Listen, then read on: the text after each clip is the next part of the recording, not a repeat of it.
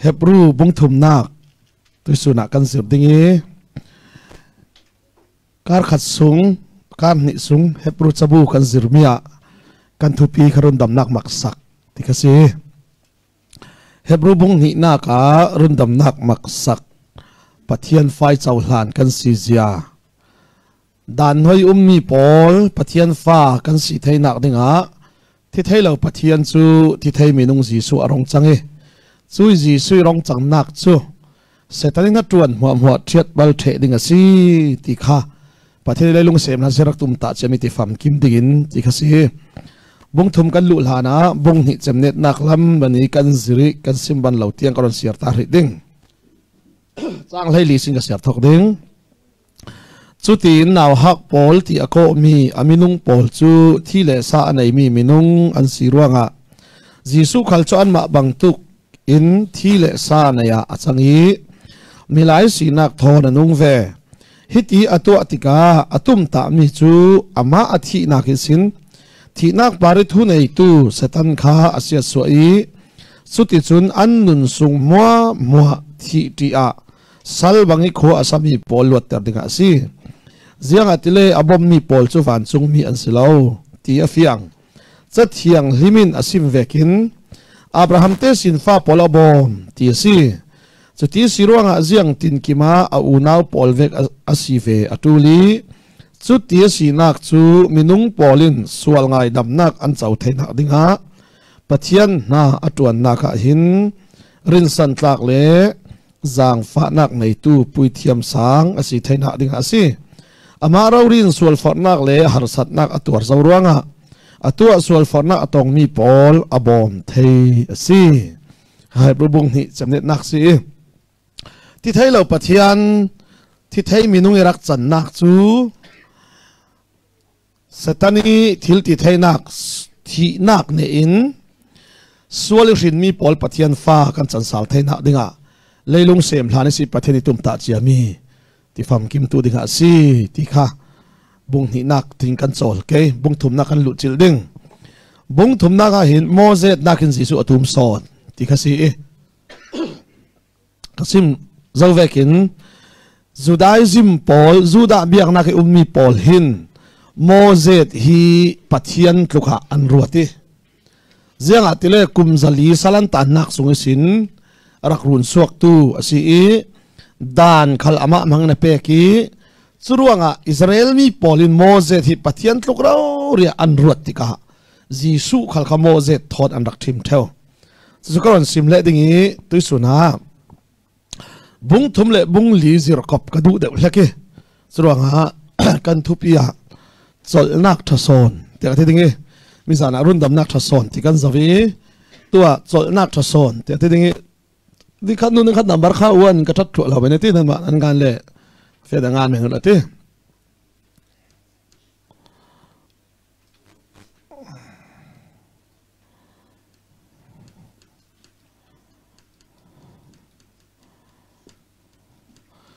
run dam nak thason ti vekin chol nak thason Hebrew bung thum le bung li kan zau dingi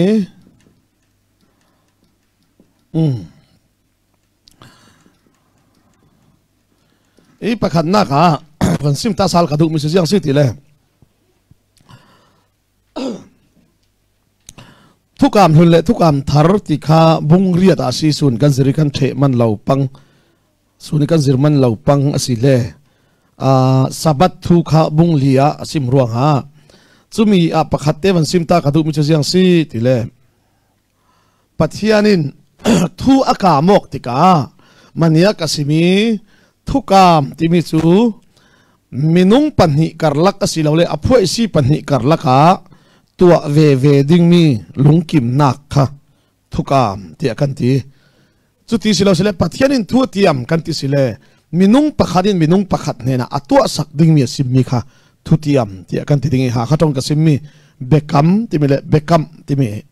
ei chitel ka timi kha tua ve ding mi silavin minung pakhatin minung pakhat ne ni atua sak dingi thua ti amok mi kha ati am ka amok mi kha bekam te kan ti chumi chu thei fenga tul chule kanon zau dingi chol nak thason te ka ti ka pakhat na kan zo ding mi chu jiang si ti le an thlu kan za ten pathianin leilung sem hlanin atim tua mi rundam nak chu Israel mi mangin fam kim teratum kha khami kan phin sin ding te pakhat na ka van chungok na leilunga thleng se ti chu pathianin Adam hena thuna narak pek te sual ruanga asiat chumi nuwa nawa aril sali tu thoma nawa kan ruanga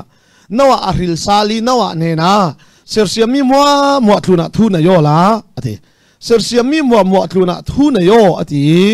chui sersiam mi mo thluna thuna la fa tam pim singula leilung mo khathe salu ti ati asinan nawa khal sual chi rin mi si ruanga nawa isi rin mi pol mo khal sual chen nei ruanga pathian bang du nak thin lung na yin babel in sang an saksali chumi chale pathian mi phun tam pi mi phun tam pi an so zo ruanga pathian tum ta mi ti fam kim tu dinga pathianin mi phun pakhat aril atul ruanga Abraham kha Genesis bung lai ni chi Abraham kha aril ti kha kasim zawi chumin kan thok sal dingi Judaism kha ka tok thok si ruanga in thul kan zaten Israel mi chu pathiani ril mi an si kha Israel mi le pathian chol nak ding mo Israel mi le pathiani chol nak o man ma au son man o le awan mo lem lo te we tak la we te kha Israel mi le pathiani chol nak te ta han rong ra chu ral thit la tul ve chu El Betel ti rong ra ta chun rak buai ke zat ding zro October thal som sa bai he El Betela ral rin tul zat ding ni cho kha ga zaw ding rong bol ti ka than du la hey sia pek rong bol thai om da la an ti kha Israel mi le pathian ni chol nak te se kan feng ding mi cho kha chu ti sia chun kha en thlu kan za ten pathianin Abraham he na thu arak ti ami kha Abraham ne pathian thu ti am ti chura Israel mi le pathian chol nak an ti chumi kanon thai ding mi chu kha lo Israel mi chu pathian Israel mi chu in thlu kan za ten Israel mi chu pathiani ril mi phunan si kha pathian jiang an si ril mi phunan si ti chura pathiani ril mi phun an si I chu tia sia chun ka sim zau vekin ril ti mi jiang si ti le thil pakhat khat to tar ding thil pakhat khat ti fam kim ding te chura pathian in leilung sem hani atum ta mi kha zau mi phun mangin Israel mi phun mangin chura Israel mi phun mangin pathian ti fam ki matum ruanga churuanga Abraham Israel mi ring tu bik an pa bi kha Abraham le ka ti ding Abraham le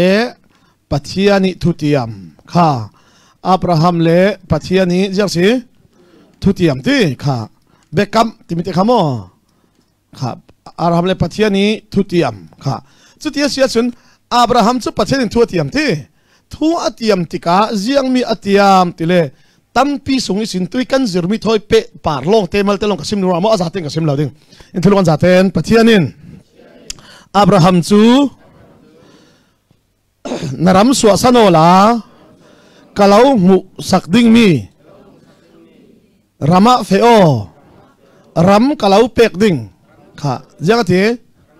ram kalau pek ding ti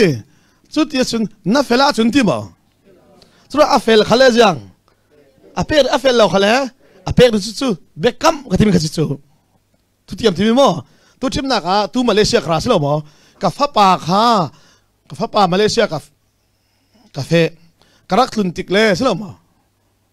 chumi kalau sum ding ka ti sile fel tu lo amai to ding pakhat man am lo kai man thu ka ka mi simo chura chumi kalau sum ding a fel khale ka sum ding fel lo khale ka sum ding asinan phun hana ona chun bai kalau le ding ka the chun siang ama khale to ding mi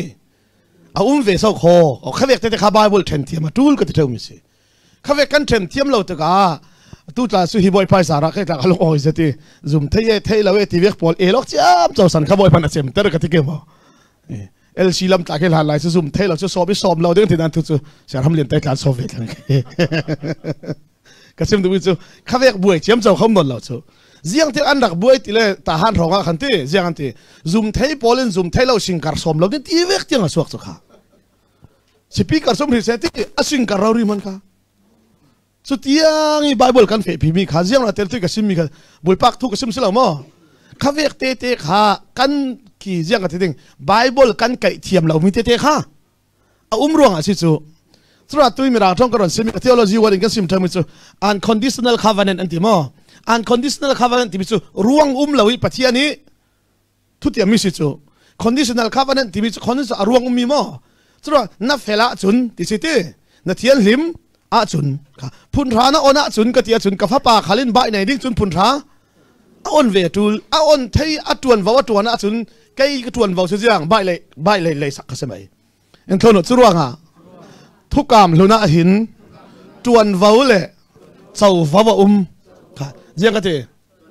tuần vào lệ sầu vào khác là mình xin đừng mò tuần vào lệ sầu vào thế chú mi chú thu cảm lun lệ thu cảm thật hết riêng sọ đang lắm thì còn sim lệ đi nghe anh thôi nó tên thu cảm luna chun tuần vào mai sa riêng cái gì thu cảm luna chun tuần vào mai sa na fel chun thế na thian him chun phải thế mà na sual na sir chun cái lâu ngày đam đinh kami mai nan hol chun in muding xí là mà khát về khăn tuần vào khăm hai sẽ đinh chú thu cảm luôn á khăn thu cảm thara tê thì mình cái lần đôi lệ đinh xí là mà ní cái sim mi api kan sorry lâu mi sunga thu cảm luôn chú giang so xí là mà thu cảm thar chú giang so xí là mà thu cảm thì mi chú giang tua về đinh mi lung kim nạc chú tia xí chun thu cảm luôn chú giàu lệ giàu in thu cảm ăn đặc tua xí là mà riêng mình ăn đặc nem hết thu cảm thar tê giàu lệ giàu ăn tua riêng ăn nem hết thì bỏ kha hẹp rui cái lần giàu đinh mi chú xí kha chú cái lần giàu đinh mi chú ram kalau pek đinh thì tê chú à pakhan na kahimi rampek lan te na pa in le lau suwa sano ti ti ka thu hi zumo la na pa in le lau suwa sano ti surang a jang tiam ti le ram jang ti kalau peding kha in thulong za ten ram pakhat siding in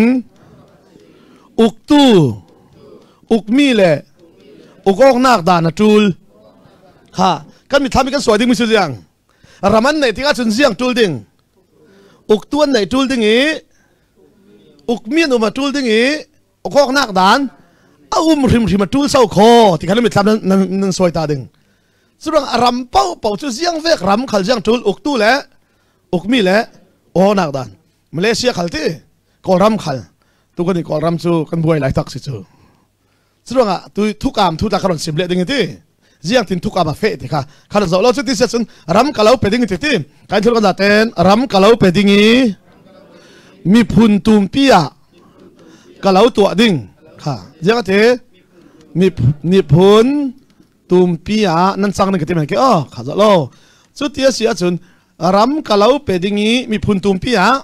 nan sang ding atite kha churuanga ram kalau peding mi phun tum pia kalau tua dingi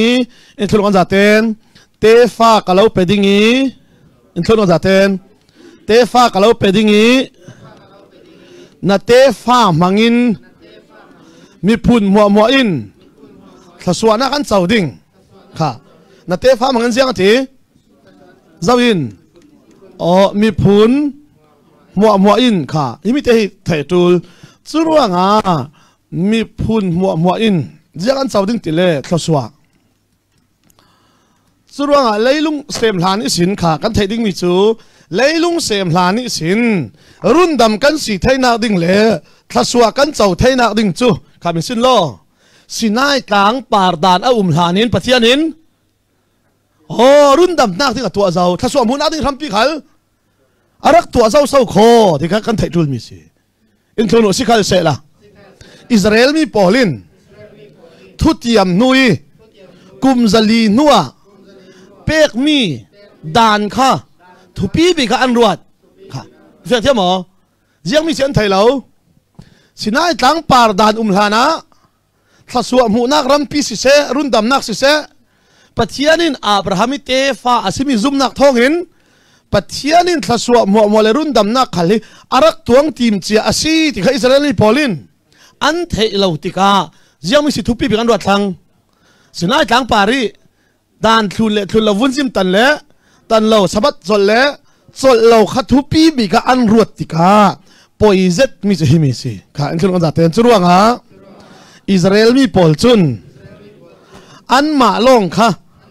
pathiani ril mi phun du dot mi phun kha an ma long kha jang pathian ril mi pathiani du dot mi vok sa ei pol le siloma sabat zol lo pol le vun sim tan lo pau chu pathiani thai lo mi he ram rol ti kha chu mi chu an thilung put kha churuang ha van chung uknak pathianin din atum mi Israel mi phun mangi din atum mi kha ka pakhatte hi thupi inthun ta ko zaten pathianin leilunga a uknak din atum mi kha Israel mi in Israel uknak an ruat kha pathianin din atum mi kha jang Israel uknak su la pathianin din atum mi kha jang van chung uknak khalai lunga din atum zau mangin o chumi atum ni kha Israel mangin ti pham ki matum chum chu Israel min jiang an ruat pang zentel rang si velau chang chamo an ma mi phun rang vial Israel uknak vial chau dinga an ruat ruanga mi phun dang pol ha jiang an ruat thang an huwa jiang mana an sela in thlono churuanga vunzim tan lau chu ui chau polan ti kha chang chamo tu la kan ni koral ka pola sian ante chau polan ti te khavek thin lung kha Christian in nei ding silau sau kho khatimi si chu khavek ka sim le sia personal ka bathan ti ka tan silau hiral ka su tan ke silau mo asinan thin lung put ka sim du mi si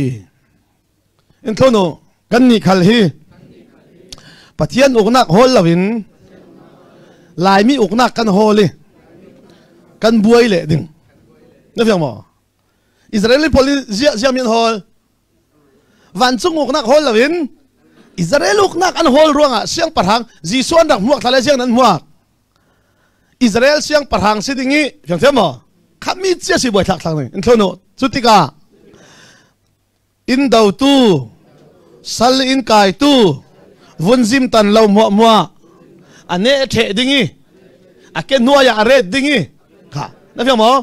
David te sin fan dak bo dan khasiang thinan bo Babylon polti sal in kai tu pol Assyria pol sal in kai theu tu pol kha David te sin fa siang parhang ra dingi jiang to ding ra ane the dingi ake nuwa ya are ding in thunu kan ni hi uktu kan sidingi kale sa kan chiding kha chub an lup puchi chu fa thia mo pathian uknak lam sinon lawan jiang an ma Israel uknak kha khami tarawri andak bo khatimi si tu ta he ke himi si ka aw ring ramsung khala ka aw kan nun ral tha to kan aw cham cha hi ti nung lo som inti karwal pan si apeng he na ral tha to ki CDF PDF poltana du na thol lo lo kap ding ho khoti ka kan ti lo yan ti lo ro kan del mi si khat lami mai thal kai khat lami zu khot hai kai hin ziang vek uknak tha kan in thlen jak la ka se fiam mo in thol kan zaten ral kan do nak khala pathian alunga oi tul na fiam mo su ka sim nu mi chu zabul pak man ka do lo ha kha khal ka tan lo falam khal ka do chuang lo kan ha khal su lo asan ka sim nu mi chu jiang tu kan ram buai nu longa karel mi si lo thong ni lai ruk ji asa ka fe la yu chu bang ayo tam tu karel zau khatlami mai thal kai sila ma khatlami su khot hai kai in thono ma tak man uk thai ri lo chun uk nak tha chu in thlen pi lo din in thlen pi lo rim ding ka bai sai lo rang chu thong ni lai ruk karel tu lo ji asa kareli se ne lam polin comment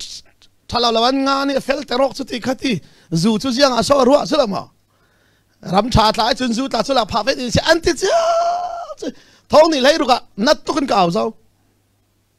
jiang ro nga kan ram politician policy se ti to la in tama policy se ma le ma man u kho thai ri la in so no ma le ma man u gok thai la wa chun ram pi uk ding chu chang thai la na fiam mo tu ta khol kan tlong ai ka boys khami si tu ral ka pol sa himo sim mi ta lai sa de rak ma he sela atha si ta halin kan rak suak che e sit mai pola thi ral ka in check moto para kan tau ma pon tin pelo ya mala anti ya re kan ti pa pon tin ka pek so o te ya ho sa ya la ti hau de sorry no ta ona ya no anti kan chiao chin tu lai tha se kan rak tlung ral ka polin an check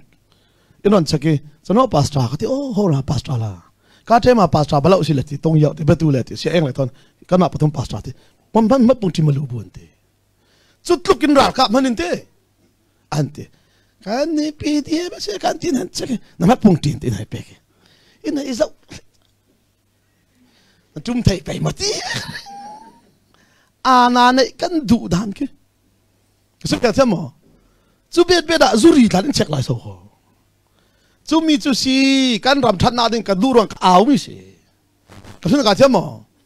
ral kap ka tan si lo te te mo hi ral kap chu zo so tan ning si lo mo chu rong a uk nak tha son te chol nak tha son te thin lung put tha son chau ding chun lai mi uk nak tla si lo Israel uk nak tla si lo an thon no wan chung uk na pathianin leilunga din adu mi si te te mo chumi in kan ral kap si se kan politician si se pathian na tuan tu kai ma tiang si se sila mo chui a uk nak nun zia in thlen chil ma sak lo le ziang vek ram kha tha chuang lo ka ti mi si ka thei tuk moi pa zara lai lung tlun ram tam pi ka thang ve kha karon be du mi chu churuanga Israel mi poli an bo bik mi kha jiang mi si Israel uk nak ti an mai thuna inak ding ti midang ne ni khalesa chi tara ari kan tin lung put si ang thono tu lai mi kan lung put cho ziang tika khala sa kan si ve de kan rual pa tha chun pa tor si cho min ong la hi an nung in kai nga ning la asa chan thlu ding la ka du ti pa tor tong dinga achun amoi lawi ziang ate anung in kai ding la asa chan the ding la ka du ti o ka ti kha reng ko na me tha ka fe chu cruisen so mi pa tor pa ina ka thege me sa mi pa le khon tlok cher min ong lai ui chau pa tha te kil kho se ana ting me thale ka ka du at tlok cher cái mà khai sinh mai sau đó về cái số mấy sao mi lại lùng tóc cho răng quân khá mấy sao ra arat cái lùng ô thu sim chong lại mít lệ chỉ cầu đinh chỗ anh đừng nói lùng ô na cái là số phải khát số tí tâm tục thằng ấy là phát khát này rồi là cái thì ôi thì hi răng quân hi răng hi mấy sao hi mít theo ara theo gì hi mít ta bốc cái tên anh năn pe mò mấy sao rát mình hi cái pe la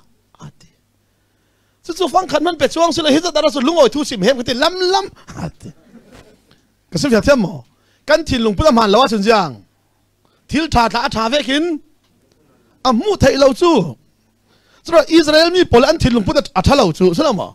giang nó ăn mà long khắp bát thiên thì lấy chế mi phun ăn đồ ti mi phun thiang li bên ti ti vok san ấy lâu sabada ăn chol vun ziban tan asinan siang kasim vok sa ei lo ruanga enthono sa thiang lim lo vok sa an ei lo ruanga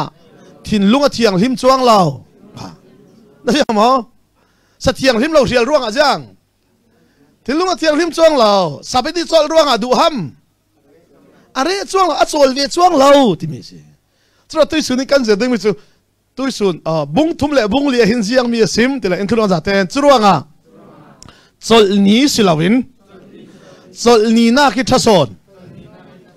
chol na jang ati chol ni na ki thason chu chol nak si an nin jiang mian nei chol ni an nei jiang an nei lo chol nak ji suan chau lo ka ti mi si hi ta hana kasiri pator pakhadin lung oi thu asimi ka lung oi je vet ve mi chu sia peng ti oi ka ti pator kum kul luan ka tuani chol ni le chol nak ti tu longa ka fiang ti kasim ya mo in tono jisu in purrit mi le zon zai mi pol kan he na ra u sol ha dam nak kalau peding sol ni mo sol na jang mi thason chuang an ni judaism pol jang an sol ding sol ni sabata kan ni te sol nak jisua ti mi se chuang ama sol nak jisui kan sol ma sak lo sun selamo akai sunday sol men sulam anai lo sunday sol men sulam anei chuang lo chuanga Israel long silo su chuanga jisui van chungok na nanun alo thlen chil lawa chun Sunday chol ni na mang din nan jang chol nak nei lo tha thei so kho ka ti mi se chuanga chol nak thason kha pathian in kam mi chu se kha na zau ding tisu jang faten sung ta kha patin ron sak thai ke ma ba kha na zau ding mo in thung za ten ki am lak zau in thun za ten pathianin Abraham ne na mi phun tum pia kalau tu adingi na te fa mangin mi phun mo in thasuan chau ding ha chu ti sia chun pathian chu thaidan nei mo nei la e juda khal zentel khal selo mo thasua pek du tu pathian si rundam du tu pathian si asinan Israel mi chu jiang ronga aril chui rundam tu kha an ma sung suakin an rin nak dinga ani ka ril mian si mai chumi cha an nin an thei lo ruanga an rak bo bik mi chu jiang se thang Israel uknak khami khasi piatana bik ta thunok volvo hi thaka thi thunok za ten churuanga pita le pol khalin siang parhang tuan dinga an ruanga an thun mi si fiang mo jami tuan an ruat jisu lo lai asiang mi an buai bik siang parhang atuan dingi kan malaka zau si wan chi kelam vorlam zau si chumi sian miolin bik mi an ni khal an mo vela pisala mo an buai bik mi chu jisu lo san la siang zau so kelama tau ding zau so vorlama zau si wan chi chau suding ti a rekin e jem le so hanan si ke chu sila mo jiang ruanga anuna dil sak si jiang cha dil sak ka tawan ko in city anu lamin ti jem le zohan kha surang anun jiang ati jisu ne na siang parhang na tuan tika na naw le pani hi vorlam le kelama tau ter ding sau kho a reken an tau chuang lo ding pita sin khong so wik si city khan mi kha an bai sai bik mi si be chu in thono churuang a jisu a thi chun an ruwa san mi a kim non lawi ngan kai sal kha na fiam mo an ni khal khan siang tiang dak ruwa san leilung siang parhang tiang vial siang ruwa san ve churuang a ngan kai sal mai ngan kai sal tika jisu na hol suak sali kha pakhate ka no sia ta ni kha zo lo tir thla bung kha chang ruk kan kaw ke tir thla chabut a hi boi pan rem ti sile azate sim le thei online ka tumi athupi tukruang a zero tele tir thla chabu hi thukam hlun le thukam thar then fel tu hi tir thla chabu si kan zau dingi chang khatte khamo kan feng thiam nak ding ha jisu thi na kan jisu thi ti jisu thi siang paranga tuan non lo ruanga an ro san na mo wa chem thei ngan kai sal chumi chia le jisu athau sali jisu athau sal ti an thei chia khan ro san nak tharan nei jiang mi ro san nak thar an nei tilen thur ga ten thina ka ne zawi thana ne zo ruanga Israel ne na uknak apek thang ding tia an ruat kha na fiam mo an tum ta bing mi kha jiang mi si Israel uknak ti churuanga thina ka ne thang ruanga jiang ruat thang Israel ne mi phun mo mo ane thang ding tian ruat sal pan te khami chele thun su ding chu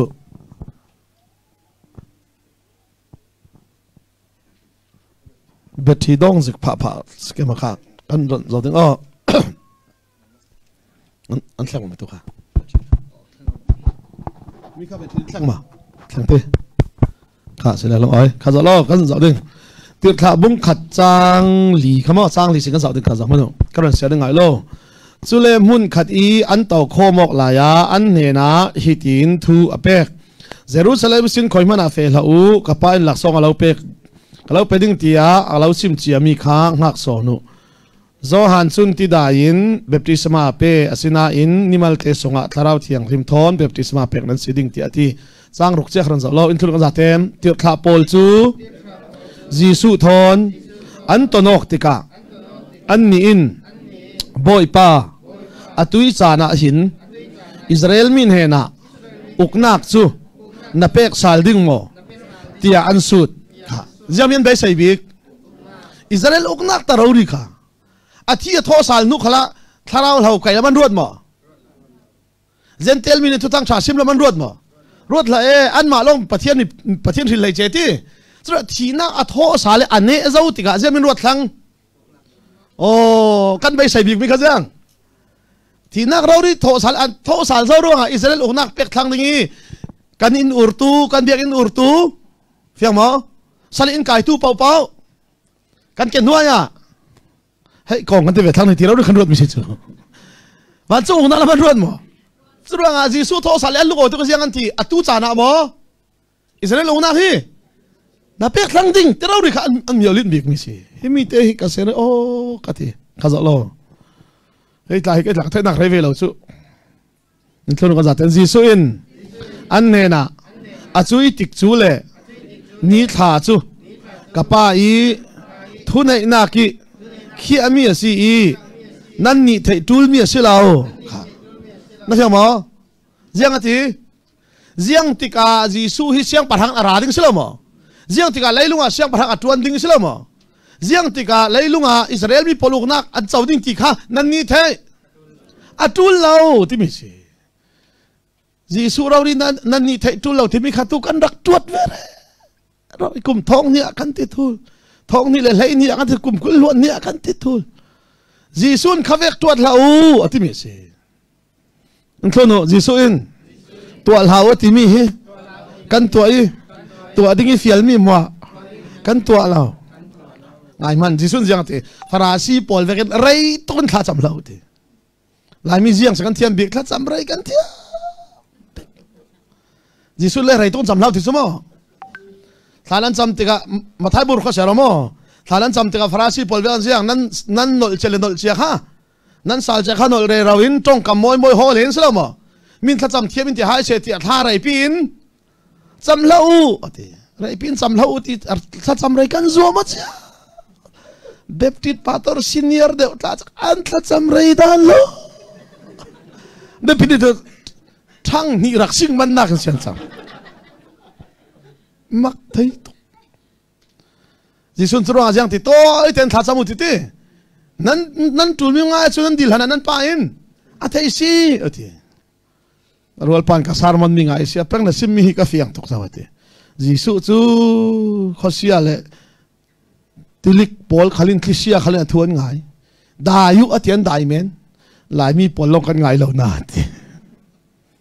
tua lo ding ti mi kan tua che zawite tua ding in TV son chu kan tua lo chu tu ka semi khami si chu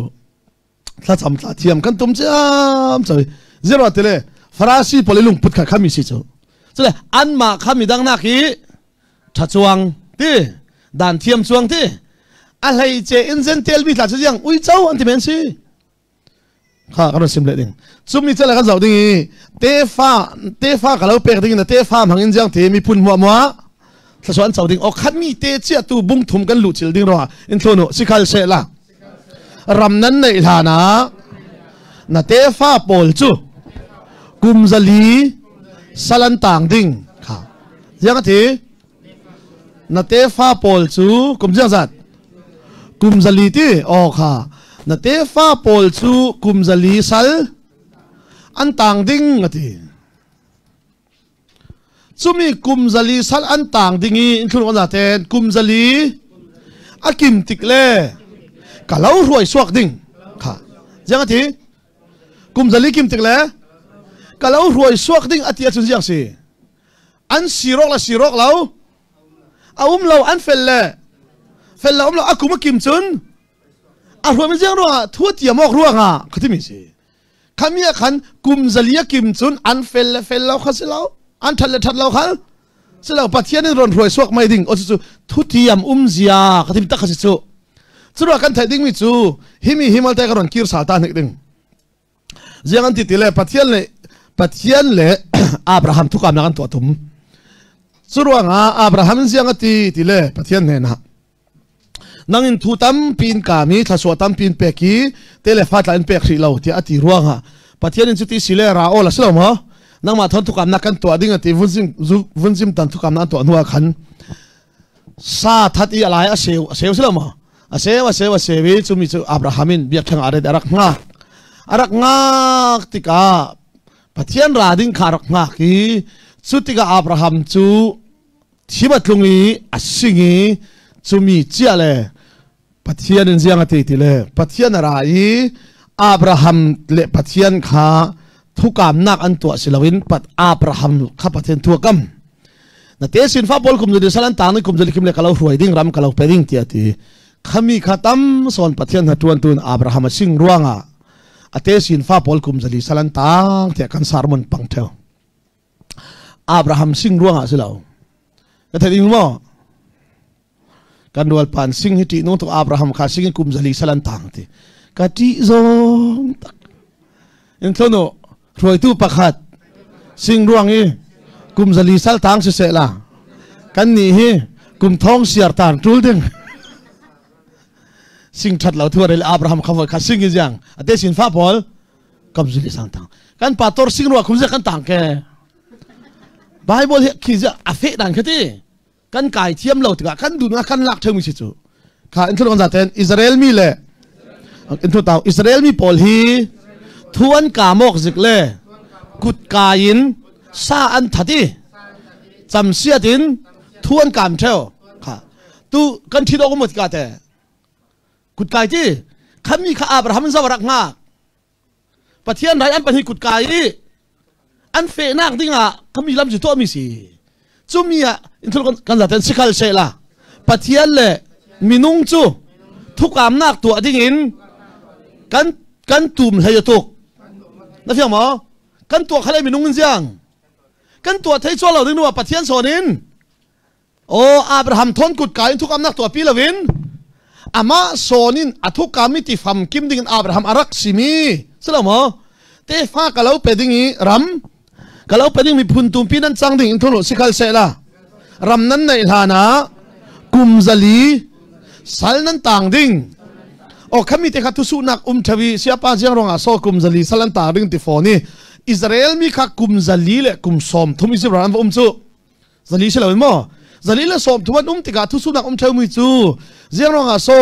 Bible in kumzali ti phone kumzali le kumsom thuan si kumsom thum a hlei an ti theu kumzali nan ding ti sala kumzali salnan tang ding ti sitika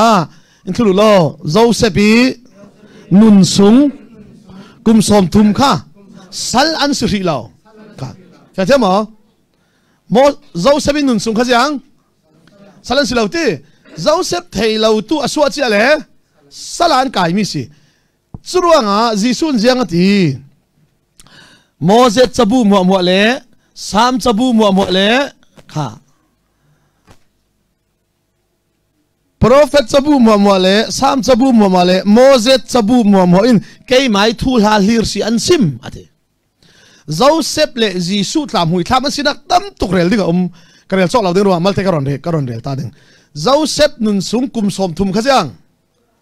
salan silaw fiama ithul on zaten mathai le malakhi karlaka kum zalia rei sali Jisu chu leilunga kum som thumanung kha cha mo kum zali le kum zat som thum chumi cho athama si ka thimi si Joseph kha ma su pi una polan zuarte Jisu khala ma thun tu polen an zuarte Joseph angkin phok sakte Jisu khala angki real ding atam tuk Bible cha hi san chutiang ka top beng zero ka sim atam tuk ronga sile kan zal ding kha zalo chu chale na te fa pol chu kum zati kum zali sal an tang dingi jang ati kumzali kim nuwa o kalau roi so la ding ti churuanga Bible cha pathian athukam ve ki afe ruanga kumzali kim chiale roi suak tu zawa pek tile Moses ape ti kha o khami chiale bungthum kan lut chang ding kha hebru bungthum kan zaw thang ding chumi chia Moses ti dan chu jiang so si ti kha mani amal te kasim ka bet ding thulong zaten Israel mi pol chun Moses chu pathian tluka an ruati Moses da non lo le pathian kan nei lawanti kha fiang them ti Moses non lo le jang pathian kan nei lo chen ti ti chu ti sia chun Moses da lo ro pathian kan nei lawanti an ni chun kha an thulong zaten churuanga Judaismin tumbi ke an ruami chu Moses kha si kha mu thum na zo ding mo ka share ding kha Hebrew khan zo ding pathiani ko ve mi Christian u naw pol ati kan zum nak rangi pui thiam sang sidinga pathiani arun tha mi Jisu thu hi ruat usi ati te kha ruat ni go Moses chu pathian in sung na tuana rin tlak asi bang tukin Jisu khal hi na tuan tu sidinga a hril tu pathian ne na rin san tlak asi kami kan zo ding mi chu kha Moses le Jisu Moses na kin Jisu atum son ti khan zo ding kha in thul kan zaten in thul kan zaten pui thiam thason Jisu chau tu kan si kha pui thiam thason jang athe Jisu ti pui thiam thason Jisu himi te kan zo ta dingi kan bet ding mi chu asia chun tui ka sim mi kha asile pathianin athukam ti fam kim dingin kumzali akim le kalau ruai suak ding ati chui athukam chu ti fam kim dingin Moses apek ti churuanga Moses chu khai thulanga za ten churuanga Moses chu Jisu mui thlam si i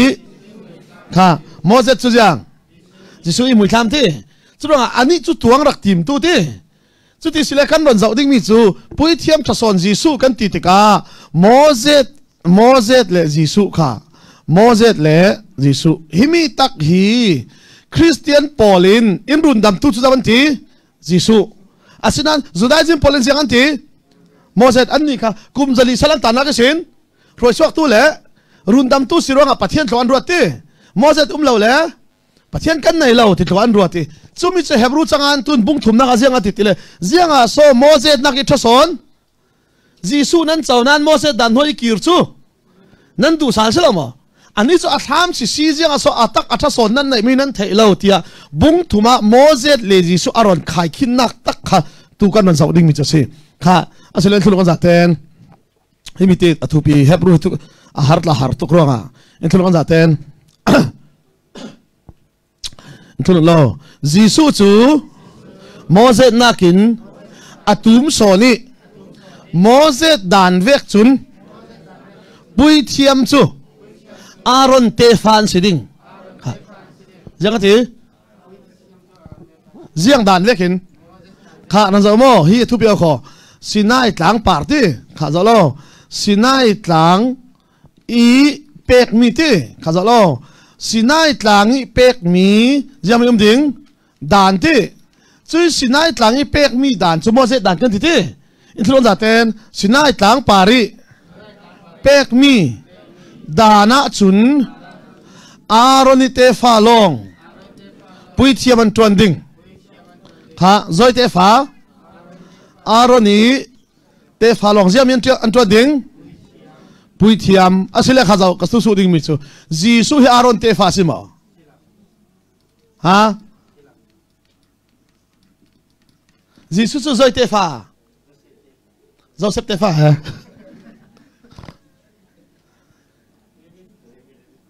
David ti asile David chu jiang mi phun ke ti Judah in thulon zaten in thuno Judah te sin fa in siang parhang an tuan thewi Aaron te fa in pui thiam nan tuan theu kha asile kan su ding mi chu Jisu chu siang parhang tuan ding a qualify mo khinin qualify ya jang ronga Judah te sin fa si siang parhang tuan ding qualify pui thiam tuan ding inte tlang boy Aaron te fa an tuan ni Levi nan bom ti Jisu hi Aaron te fa ta silo Levi ta asila wa chun tlang boy tuan thai mo asila jisu chu kan pui thiam tumbik te pui thiam tuan tu ni cha Aaron te fa le Levi te fa an si fon tika silo mo chu tia si le jisu chu Levi te fa le silo Aaron te fa le asilawa chun ziatin pui thiam tuan thai ding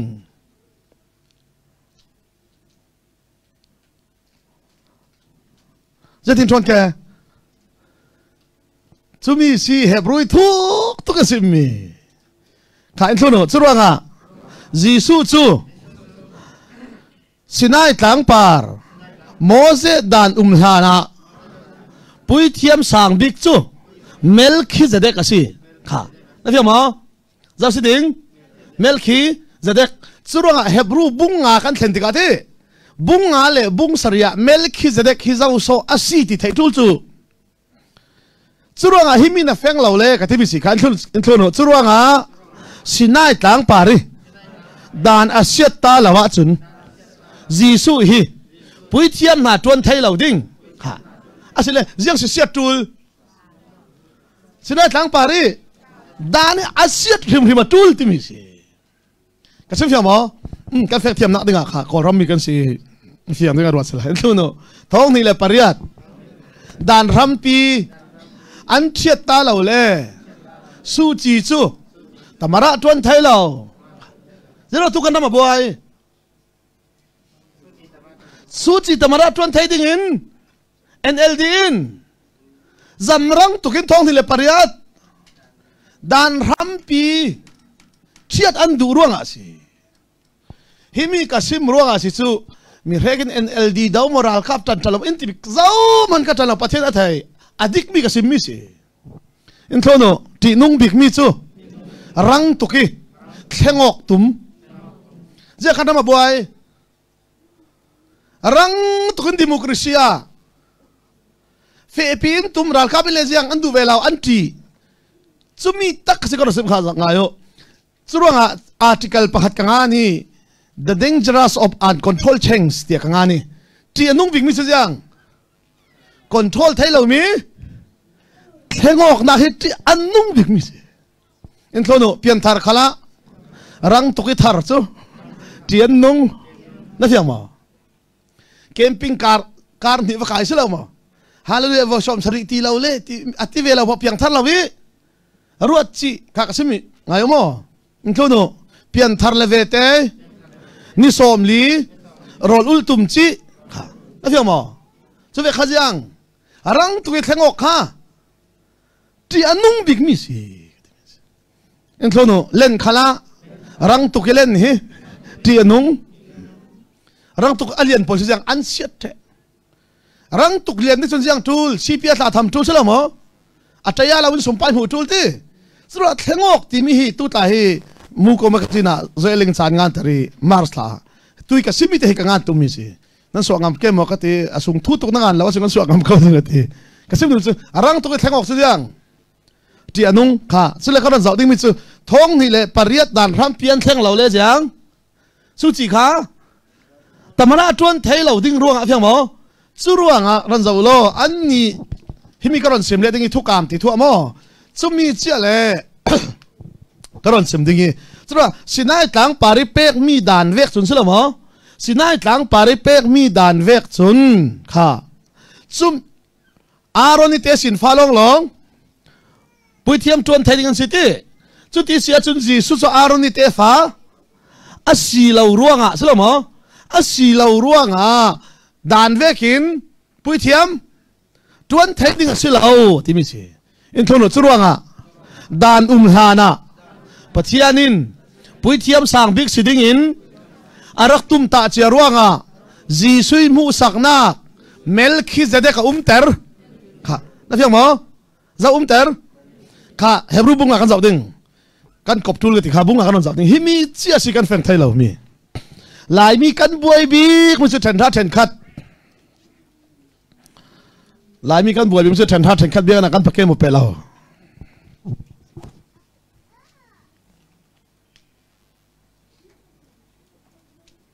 sàn ông tiếng Arab sẽ là căn giàu lại cái số khá giàu lo Hebrew bung lia sabat tu rel te tu còn xin phiền tiếng ý sabat tu căn làm thế bung ngã nát tay khăn dạo đừng cái sim đúng mới chú hẹp ru chabu căn phèn lầu bing chú bung rục na khát chứ thế run đam nặng là căn này lọt theo mình khát chút tí xì roa thì thọc cái tí khăm ao căn nó dạo đừng bung ngã na cả dâu thua real thì là Melchizedek thu rồi xin mấy đừng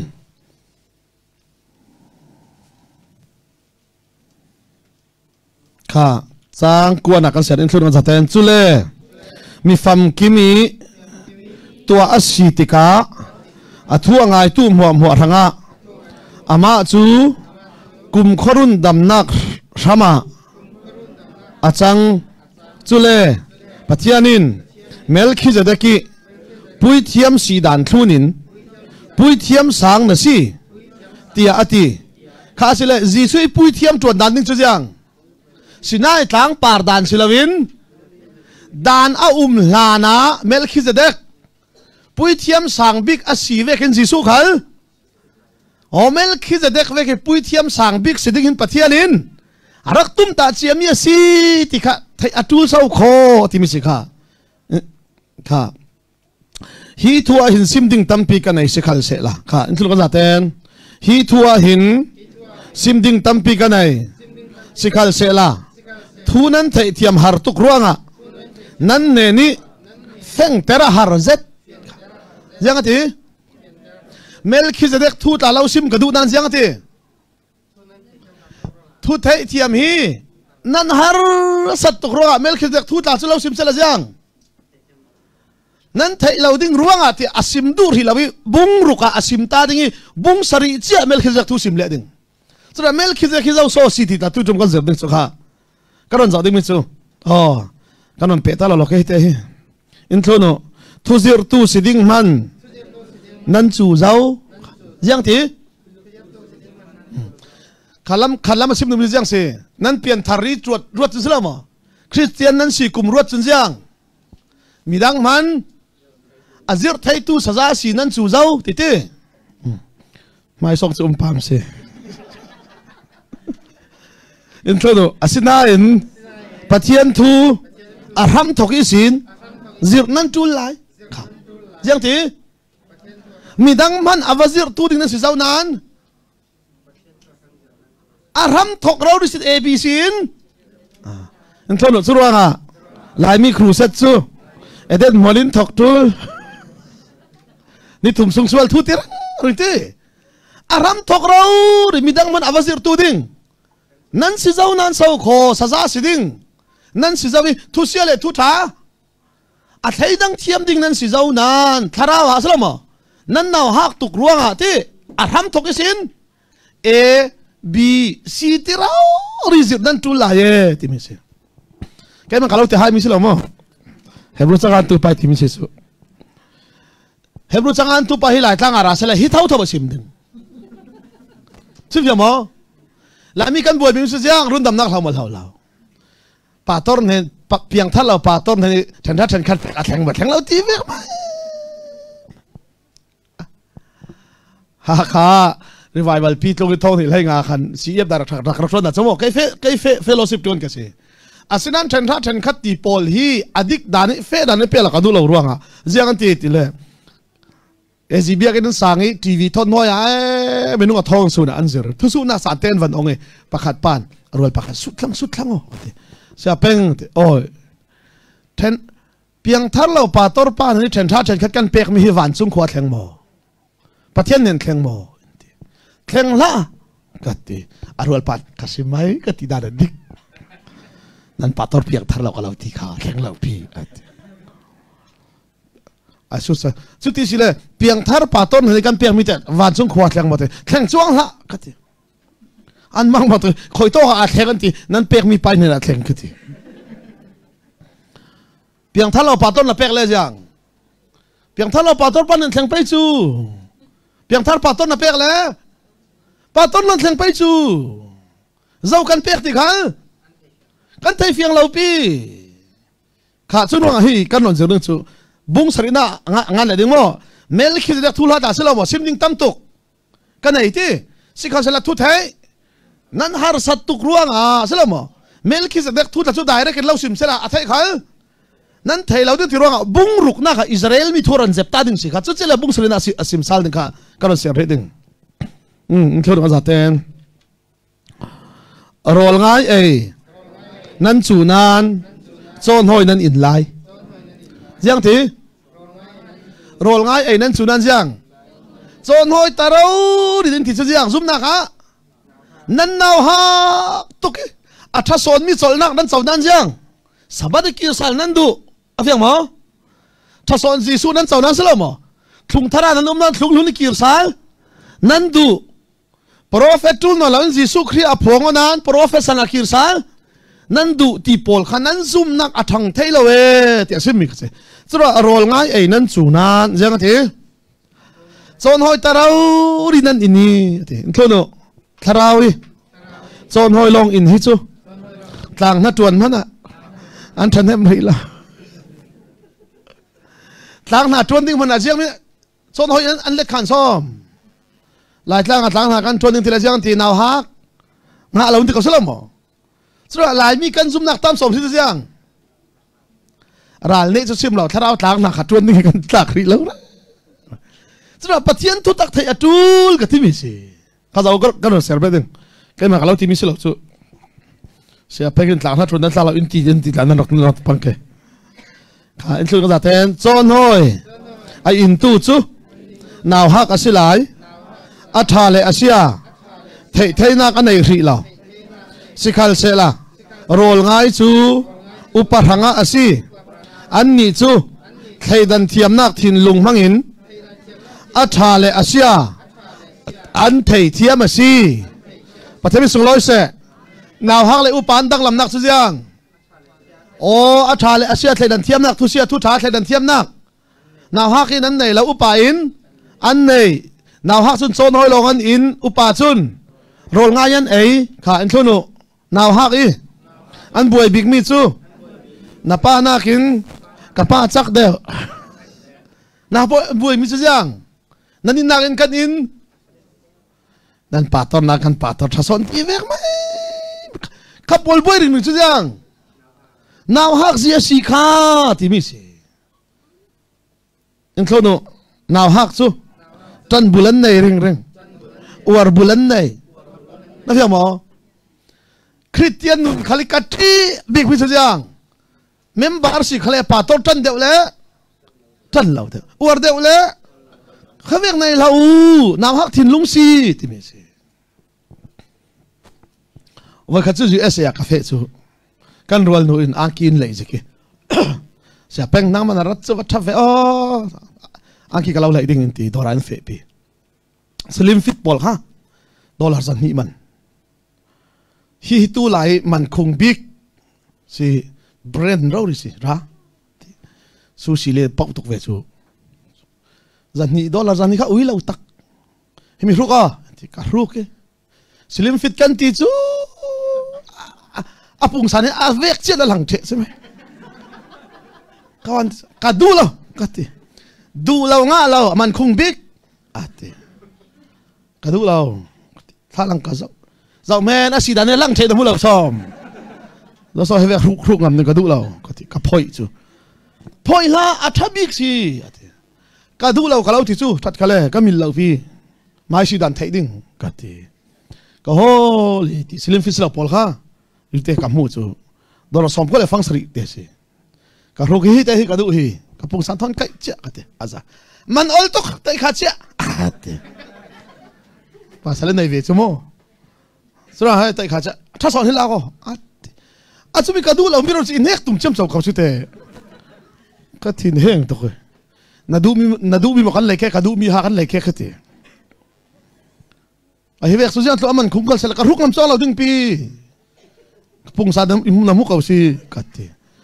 o aman mal de wi pante tam de lai sak kalau du i ti chu ti si le ka ranga zan hi angki pakhat ranga zan hi na sang chona chun pator in thun be chu pator pa kha danga rak fe kai zakhat man lo kalak awal pakhat hi nan pator pa ranga lai sak men kate sarmon nung lo tul la hai lai mi thil lo chu kha sarmon mi chom lo tu lo tu ko chu sẽ là cái tí cái ngắm lạc rồi cái gì mà rồi biết thà cái ngắm lạc rồi cái gì cái chú cái tí car khát tê car ai huy sẽ cruiset cái lâu tuổi in du đốt cái lông oi cả răng ang ki lấy cái lâu đi lâu in lấy dần nhị cái nó sáng xuân thấy lạc song khai bê bê lại nan pa tor pa chú cái tí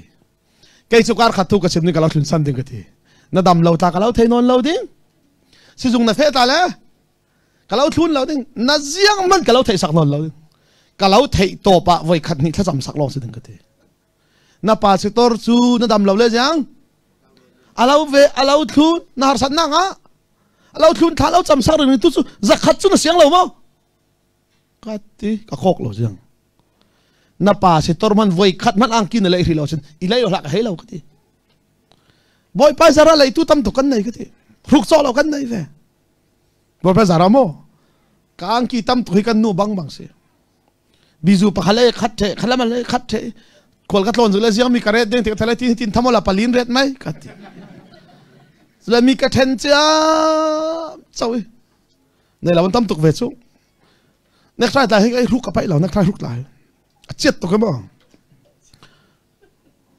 kan ni pol hong tum thau pol nek trai kan van ti ve tha chu butlak le khak kan bang ka ti ka du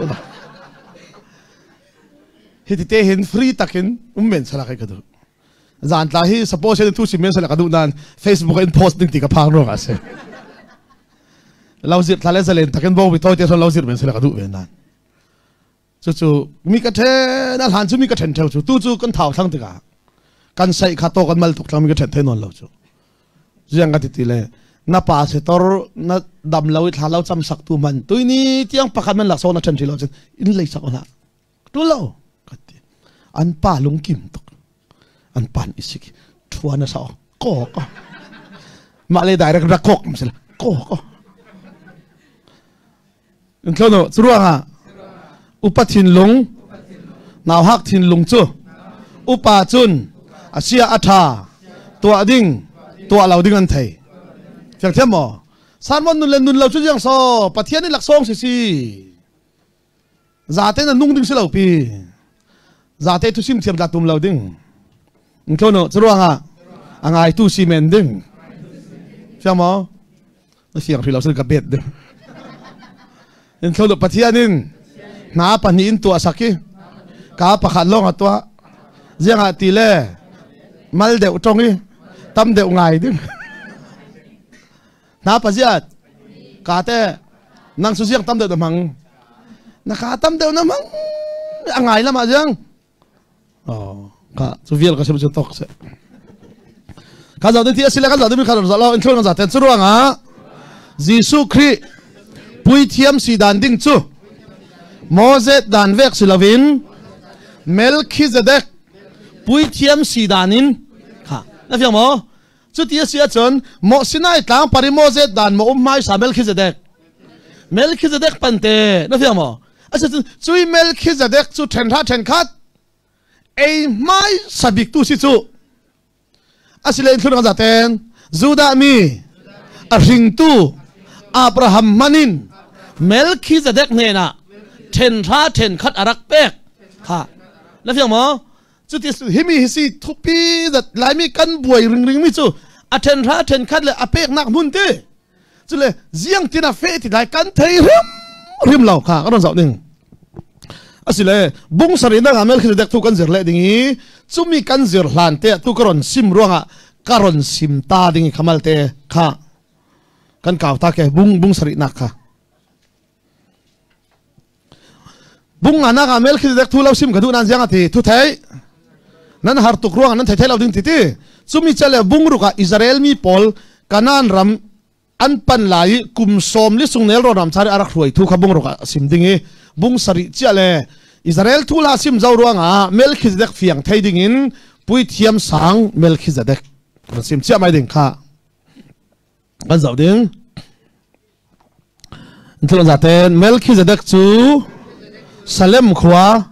siang parhang si i chung nung bik pathiani pui thiam si kha asle Bible pui thiam masabik zaw si Melchizedek o khamit e feng atul chu Jisu fiang ding chun sura kanon zaw ding mi chu za lo Pui thiam sang big chu zau pui thiam sang big chu zau si Melchizedek kha Melchizedek asi titi chu tia sia chun Sinai tlang pardana hlana zau pui thiam sang big Melchizedek zau kha insul ka zaten churuanga then ra then khat ei mai sabik tu chu Melchizedek asi kha then ra then khat ei mai sabik tu khazao ei mai sabik tu zau si Melchizedek asi kha Melchizedek asi tinga mending kha hi tu pz insul ka zaten churuanga Israel mi pol ring tu Abraham manin then ra then khat apek kha Abraham siang apek then ra then khat apek zoi ne na Melchizedek ne na ti himi hi kan thai tul ring mi sikha upalung firm hir kan siruang amo naw hak si ka du ton lo si chu asia le atha thai dan nak kan thai thiam ding khan thlu ka ten thlu lo tho lom then ra then khat chu Melchizedekin achau mai sabik kha chuti sele kan zau ding ti asile then ra then khat ai tu khazaw siling ti le pui thiam le inthlo za ten Melchizedek chu amin sulama dainak siang parhang jiang ti kha ka do sa ding mo Salem siang parhang si ti inthlo za ten Salem siang parhang si Salem chu Jerusalem achang kha afia mo Jerusalem thi jiang daina khulipi ti chu ti chun Salem siang parhang su jaw si Melchizedek inthlo Jisu chu Israel mi poli an siang parhang mo Jerusalem na siang parhang chu lak tawin ara kha afia mo asia chun Jerusalem le Salem bangoti Salem siang parhang kha jaw Melchizedek Jerusalem siang parhang khal Jisu fiamo chura Melchizedek chu zoi mu sakna churuanga Jisun jianga ti Moses chabu mo le Sam chabu le prophet chabu pol kai mai thul hir si anrak sim timitla feng tul ka timi si kha karon ser be ding kha chala kha Melchizedek arak mu allo Abraham chu ral dawi siang parhang pali ane enak mun isin arak kirtika Melchizedekin arak muak i khoswa apek inthlono chule Abrahamin ral neni alon mi thil then ra then khat chu Melchizedek apek Melchizedek mini ti chan pakhat nak chu ding nak siang parhang kha zau si himi o Melchizedek thu athuk tukronga bunga nak asiang ati direct kalau simchi le athei nan har tukro nan thei lo ding ti bi si churonga amin sulam kan zau ding Melchizedek asi khazalo Melchizedek ki min sulam pakhan nak ti ai thlo za ten amin sulam thlo amin sulam pakhat nak chu jiang ti ding nak siang parhang kha apa ni nak dai nak seding pani nai rong ase kha enthlo kan zaten amin sulam pakhat nak chu ding nak siang parhang kha afiang ti chuti sele kharon zawlo Jisu kha ai sai an jiang ti fa pa pakhat pe kan siti ami phun pol chu ding nakin auk ding ti kha fiang the mo kha ka charge te kha van zaw ta himi kan nga mi te kha enthlo kan zaten Jisu chu siang parhang asi dinga chun David te sin fa tia ko asi na fiam mo asiang parhang tuan na dinga chun Israeli polin siang parhang som lien nai ti chumi lak suan hil thailo big mi chu jaw David chu pathian jiang ti ka thin lungpu tu ti chu rauri sirwanga David te sin fa sen rak so ding kha mi kan mi khan jaw lo David ne ni pek mi dan chu milem belha ti se ti milem na biak chun thu ka lo then ding ati Solomon sana an biak ruanga salan tang sal kasim le ding chan le kha chu chele inthul kan za ten sikal sela pathianin thua tiam kami ding na kin ami phun a uk tu ding siang parhang David tefa kalau pek ding ha na fiang mo chu ti sa chun Jisu chu ka jiang siang parhang ding nak siang parhang dei nak siang parhang Melchizedek te ding nak siang parhang dei nak siang parhang amin sulam pakhan nak chu jiang ding nak siang parhang paninak te dei nak siang parhang churuanga Jisu suana an sim tika prophet polen siang anti aram chu kum khuain adai kum khua ding salama ding na kana mi uk ding te chu pol mo chu churuanga si ka sim thau kan simi run dam nak chu jiang amak sakzet mi run dam nak leilung sem hlan sin pathianin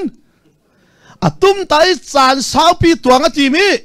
amai tik chu chan kim tika afam kim termi run dam nak siruanga salama anget khau zet mi run dam nak sau kho si ti mi si chui thason run dam nak thason siang parhang thason pui thiam salama thason chol nak nan chaw nan jiang so alhuni kir sa nan du zero nan zum nak anget thailo ti hebru hi sim mi si e ka ti mi si thama ntono churuanga then tha then khat sulam tla kan thai atul ha karon be ding mo asile khon include hi mi te include mai sa tau za haten pathianin then tha then khat hi adil mai sada lo jiang ka ti sunun pamma kan zau pai chu pathian Abraham Melchizedek na pe ko ti ma ral na na tender ke pe ko ti ma ja Abraham na pe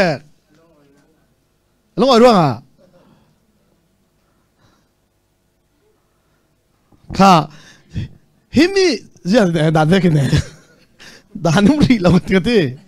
chura kan tu hi jiang nan pek ti dan ve ke nan pek mi ka jang nan fa zet mi si kasi fiang mo in lu kon da ten chura nga kan ni chu sinai tlang pari dan long kan fiang theo na fiang mo dan lana Abraham jiang pek zau chu ti sia chun kan ni chu zum na ki Jacob te fa kan selau zum na ki Abraham te fa kan sia chun kan pek te khala siang Abraham i pek danin fiang mo sinai tlang par dan thon assign loading so kho ti thei mai sata o khalo ti mi si kha himi karel mi han pom thailom chu pathian adil mai sada lo ka ti dil mai sada lo we adil mai sada lo en thon no ka jaten Abrahami fapa atupa Jacobin boy pai ne na chu ka jaten rami pe ki thaswa pe ki ka pai ne na himte in ikir tera chun ramsung suwa then tha then khat kalau pek ding tia cham sia din thua kam kha Jacob te pathian dil mai sama Jacob men jiang ti kalau pek ding tia ma le ma thu jiang ruang akamok ti mi aruang ka ti mi si enthono churuanga Jacob te sin fa ne na pathianin sinai tlang para dan apek thang ding na fiang mo zoi ne na Israel chu zau Jacob khazia jiang an thleng Israel ati chu ti se chun pathianin kha Jacob in thu ka mok ti akamok mai sa ruang a jang thu in kam vekin in pe ve thang ding ti sinai tlang para adil ve thang ding kasun ka thiam ma kasi mình cả thiam mà thiam nan ti khala hen kalau zum pa lo chu kha sele thui a da chu kha in thlo za ten churuanga pathianin minung ne na arak dil mai salao kha na fiam mo asile Abrahamin siang ro a pek ti thai tul ka ti mi si kha za ding kha asile khan za lo in thlo za ten Melchizedek chu minung pakhata sinak punhi nei tu si zau Melchizedek long hi minung pakhata sinak pani chen thei tu pa se jiang la jiang kum kho siang parhang le kum kho pui thiam kum khwa se mo himi hi Melchizedek tu yang si anu thul ha lau apa thul ha khalum lau athina khalum lau asona khalum lau ziang ronga Jisu mu sak tu si ronga jiang Jisu su thok ni lau na thiang mo chem ni khal Mary pum sunga swal hanin a zo ronga Jisu pui thiam chu jiang pui thiam cheding kum khwa pui thiam kan siang parhang te kum khwa siang parhang chu ronga Melchizedek zo mu sakna Jisu mu sakna asi atimi si Terus Jisu pui tiap tuan dan ni kan sina tang par dan thon. Ziang mana sai loading ka asile ka ron tahu. Kan ron ding ka. Entonu. Curuanga ten kat le tho lom chu. Melchizedekin a ei mai sabiki Melchizedek chu Jisu mu sakna. Asile ten kat ei ngai ding tu hui zau. Zau. Melchizedek su zau mu sakna asila ten ngai tu ding su zau Jisu tholom te Jisu khami chele piang thar pa tor pek la pek lau asai lau ti ta thei men ka timi si kha thu ka lau su ning jiang nan bang reng in thono ten khat chu pui thia bin an ai theo anh bấm mỏ bấm là bé ten cái dao này theo mỏ sẽ đàn em bùi thiêm này tí sẽ lấy khang ayo sẽ lấy tua dao so bùi thiêm dao so bùi thiêm đến thì cái zoom chia rồi à sẽ kami pante intro za ten kum zakat Christianin bùi thiêm le pastor kan roy na phiền mò ngay yo bùi thiam chu rồi chỉ thản siding Aaron chỉ thản siding ý chui bùi thiam chu Aaron an tuan ding Levi in an bom si in thono churuanga bùi thiam chu rinin a fe pastor te on thono da ten pastor chu pastoran si yang si ya sa bùi thiam nan tir chu tin kan dak zirok ruang apante in thono evangelist si pastor te fiang thlang pui thiam thona sai lo ko ti mi si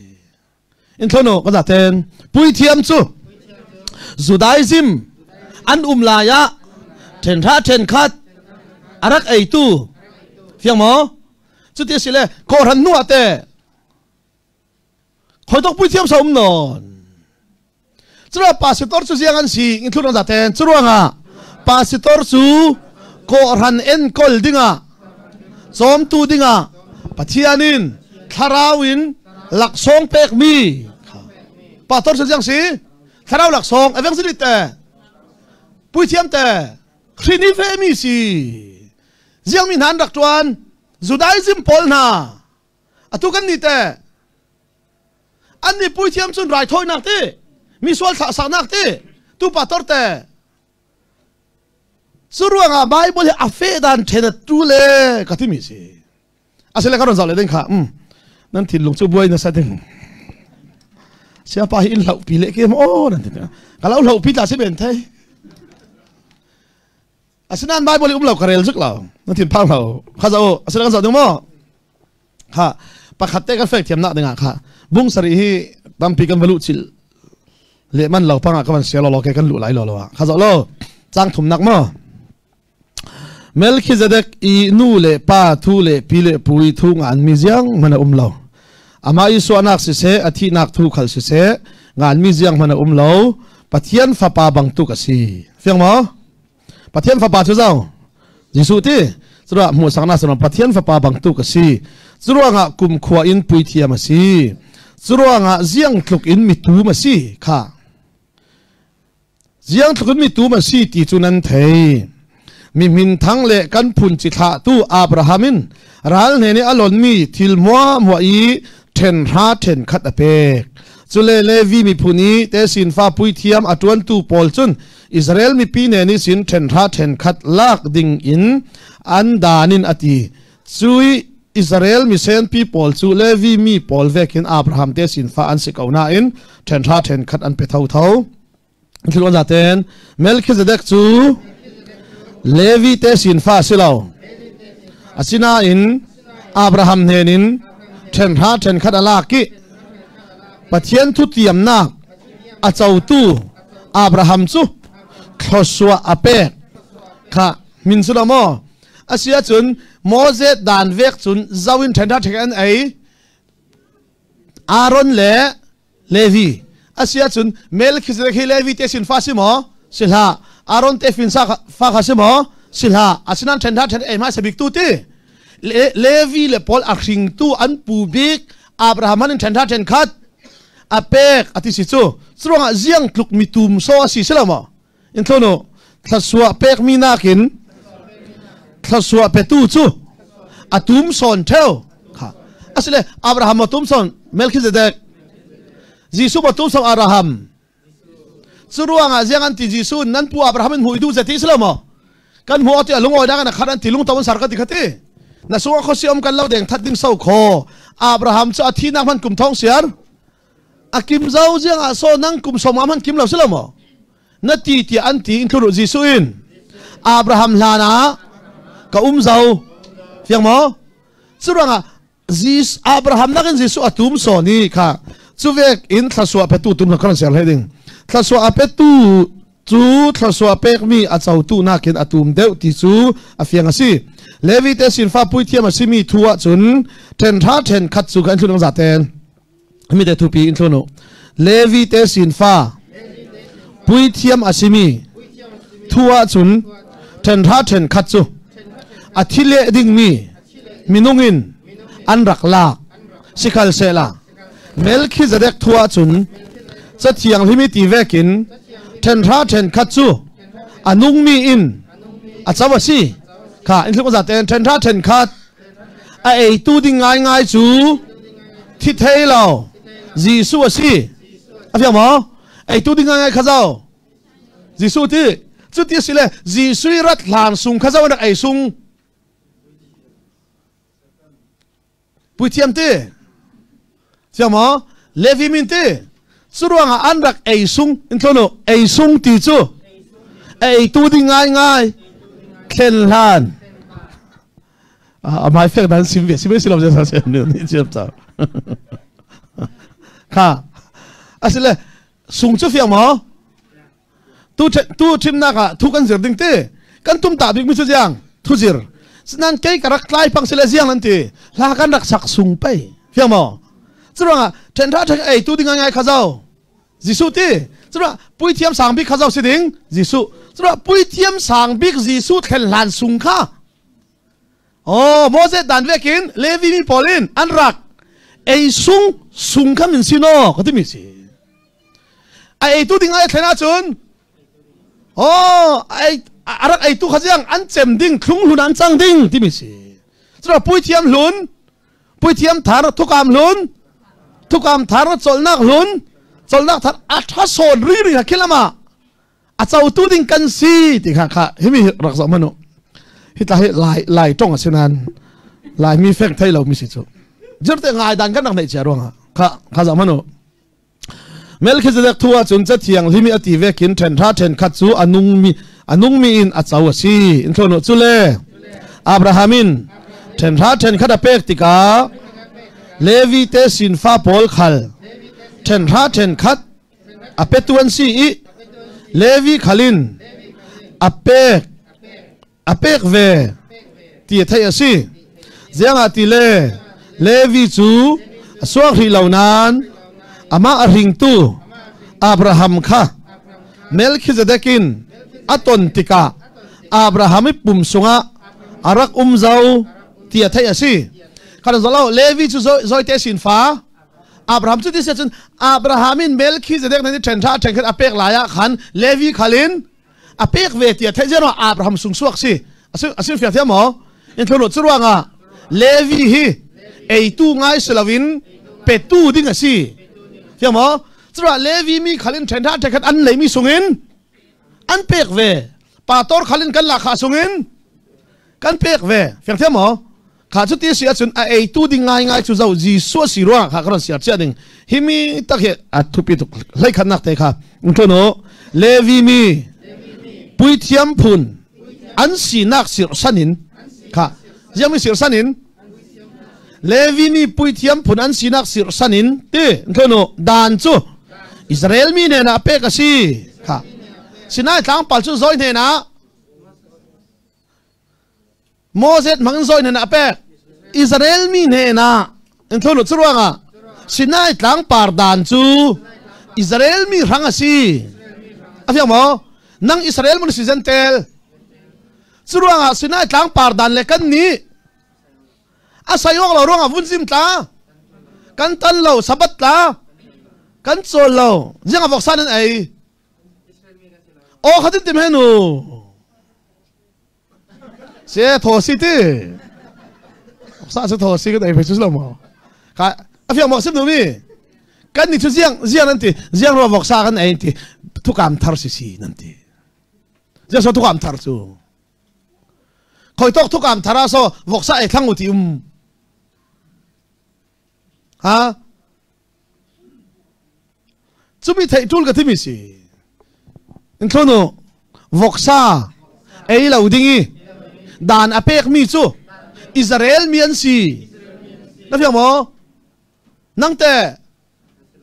churanga Israel mi vok sa ai la au ti le an ai le jiang dan boran sirung an ni ranga vok sa ai kha sual na ranga te churanga Israel mo kan si zentel ti khoi to ki pek mi so kan si ti ta thei fenga tul ka tir mi si chu jiang ro sabat kan chol la na va thang sau ve o na fiang mo zero sabat kan chol lao Israel mi kan silao zero vunjim na tan lao in tholo sikhal se la vunjim chu kan tan lao nan pek thua chun sinai tlang dan kan zero thau na fiang mo zero thu kam thara chun jiang dan a thar a pek dan khar a thar aman dan khal a thar ai tu khal oh chu mi na feng le tok ding tôi ni tiang kan feng la mu chu jiang thu kam lun le pastor le pui thiam kharoi ring kum za khap christian kha kar sia ding fiang ding sia pek na ti na mati la la phang ke ka phang to ro he kan thono levi mi pui thiam phun an si nak sir sanin dan chu Israel mi ne na pek asi chule levi mi polin pui thiam na an tuan nak afam kim mi rak se la pui thiam phun dang pui thiam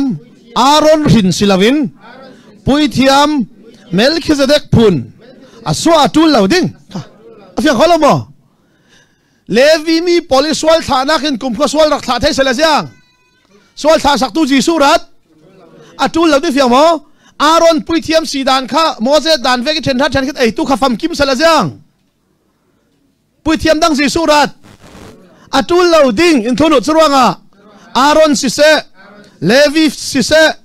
fam kim lawin an rak tuan sung chu ji sui rat hlan sung vial na fiang mo chura ji so ra da chu jiang thleng thang ding pui thiam khal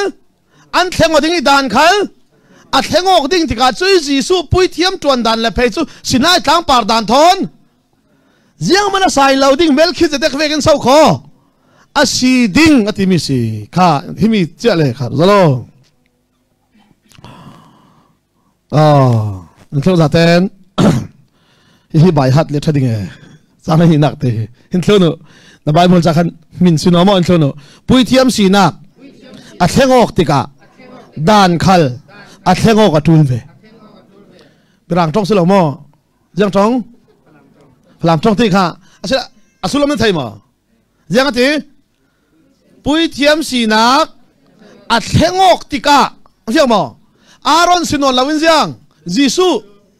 fiang mo Levi sinon lawin Jisu chu tia sia chun pui thiam then tha then khat ai theu tu le tholom ai theu tu pui thiam sinak a thlengok asun jiang a pek nak dan khal à thengok tul về thang thì cả wal zau ni Bible ni saja peng ni atin ti thau ronga cái man cái lâu riêng ati Bible ati ronga ai tu pui thiam an thengok la à pek nak dan khal à thengok in thunu churonga à man nak dan khal à thengok thang na via mo thung lunin kil hawanga lo ka ti mi si riêng thì cả số thuốc am luna chen chan chen khat an pek mi si ei ding an pek mi si riêng ti le rol na via mo churonga sa bin ei Levi le pui thiam in thunu chutika num hai fara le ngak ta pol nan hil lo pai nan ei terve pai asa sun Israel mi polem pe mi than tha then khat bo bo chu jiang ei ding ti rol sidik tui kan pek mi su thlung hun thon asai lo so kho ko than dan wa sun ko than dan a pek dan khal adang ei tu khal in tholo churuanga biak in sang na missionary tuan na sak thiam mo thung hun a chwe kom da so churuanga nang chu jiang roi ring ring hi tok sinai tlang dan le ko than dan khan roi ring ruang kha ka sim le ding khavial a fiak thiam khavial khan khap kan pe le ding ruang kan kirta ding kha za lo chumi sile Melchizedek in Melchizedek ai ti asle pek ma sabi tu khazau Abraham ziang ruang a pek ti ka ban sim ta ding kan thlo za ten Abraham chu pathianin ram kalau peding tia thua tiam nan ramanei ri lau kha ziang ri lau ramanei ri lau chu zoi uk nang hoi va Melchizedek ki uk nang hoi ya na fiang mo kan thlo za ten churuanga ten tha ten khat hi text na thok mi si giang in text ti khadon fiang che ding mo in thlo churuanga text chu siang parhang nan ei theu na fiang mo text chu zaman ei theu asile Melchizedek kha sorry Abraham kha zoi uk nang hoya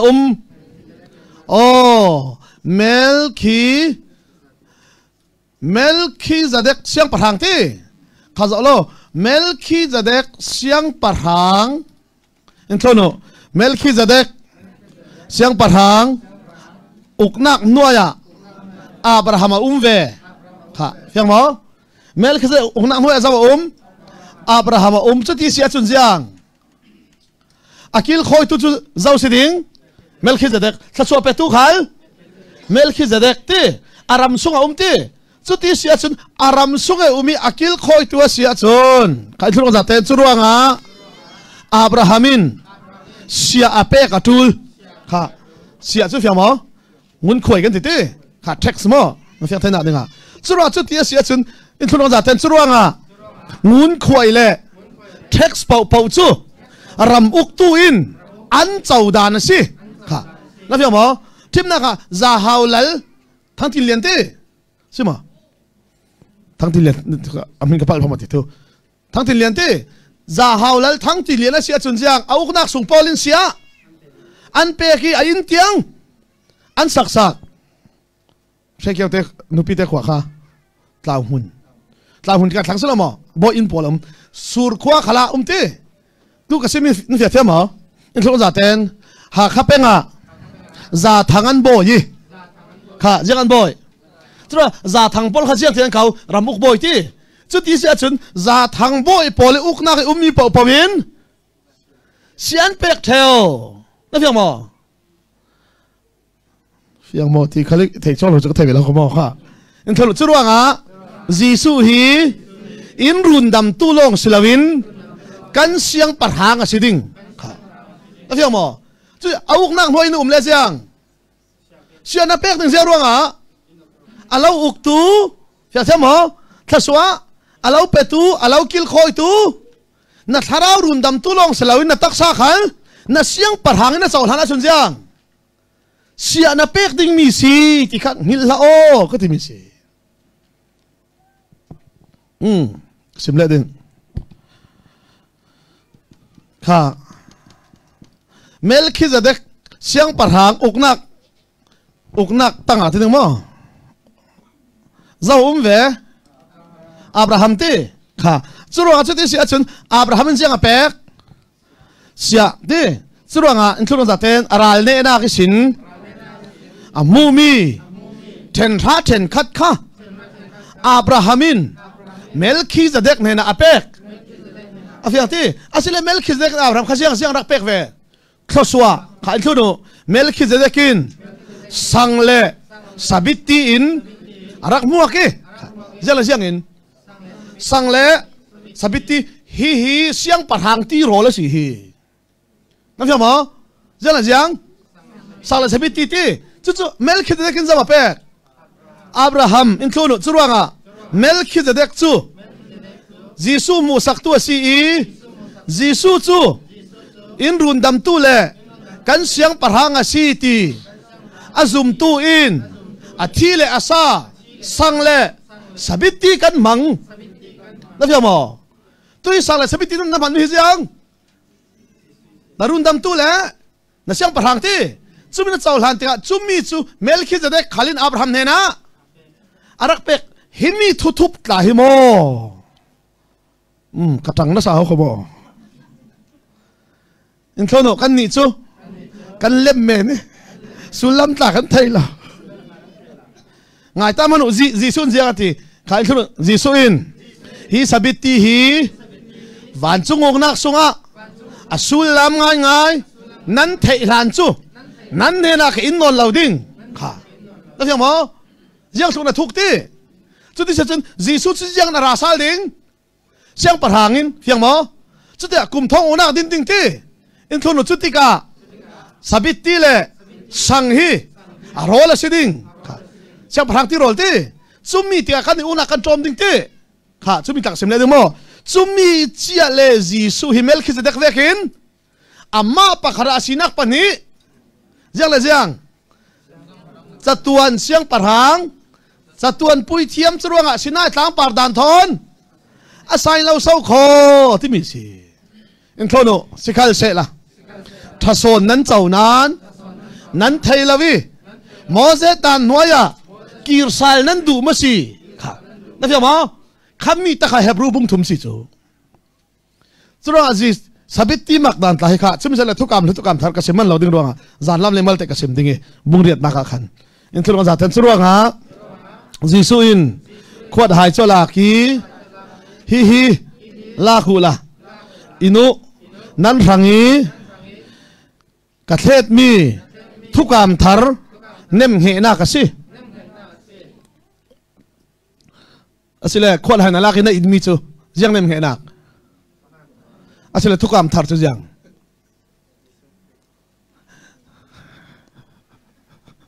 มาท่ายินทุกปวดเต็มเนื้อ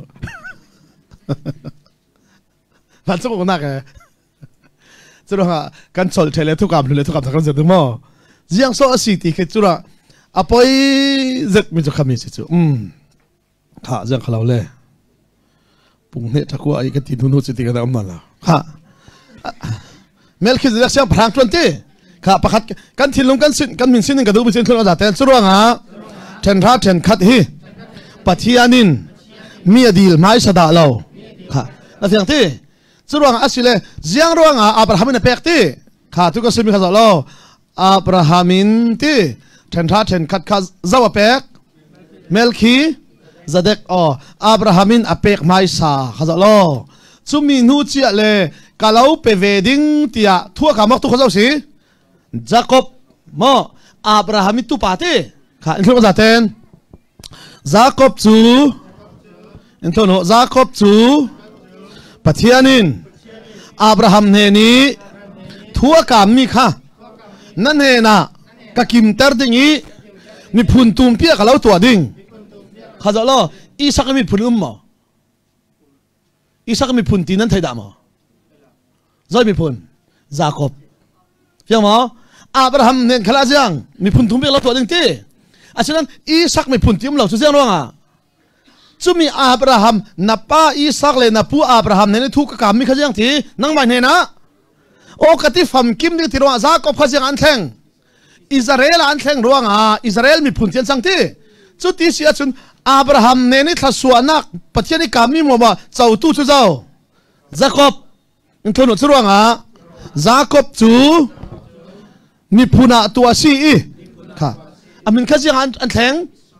churuanga Israel mi phun tu ni tiang ti churuanga Samsung Paul muwa pathian an sal khala jang ti mo Jacob pathian selama Jacob pathian kha pathian ana itu chu selama mi thaswa kan si ti oh ka Paul mo Jacob ti si dangi Jacob kha Israel thanga si ten thun jaten Jacobin ten ra ten khat pek dingin pathian ne na siat chamin thuakam jiangin peding siat chamin ti himi te hi kan chol han te kan fiang tar ta ding khaza lo siat cham rau rin thukam sa ko kha in thurong an za ten churuanga Jacob te sin fa ranga chun pek lau kha cham siat nak si zo ranga jiang ronga ma Jacobin o jiang ronga akam timite kha umve ha ko kha kan zau ding hi en thulong za ten Jacob chu apa in fapa kanai mi laki zau de so na si ati upason isawati kha ran zau ta lo amit ta choti ta so pek ga ti zau so na si ti ati jiang ti isaw ka si ti chu chele ran zau mano isakin apa in jiang ati ti le zau lo jiang tin so chutluk lom lam rangin sa na waka man selamo mi tu te rauri si sa waka bo ti ram la ka fe ot kalau fiel ti in thono Jacobin na pathianin khwa isoi jiang ati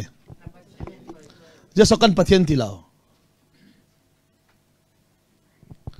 Bible hi thai tul ka timi khami si jiang ati na pathianin khwa kan pathian te ti ma na pathian ti jiang ro na pathianin khwa iswai ti zamrang ten ka wakap ti nai te ka wakap ti pan per thiam dan lom se lai mi vek se de jiang ti pathian min sal rin ti na pathianin khwa iswai lam nai te a kawakap si ti ati jiang ruanga na pathian ati ti ka kasim do in thono jiang ati le pathian hi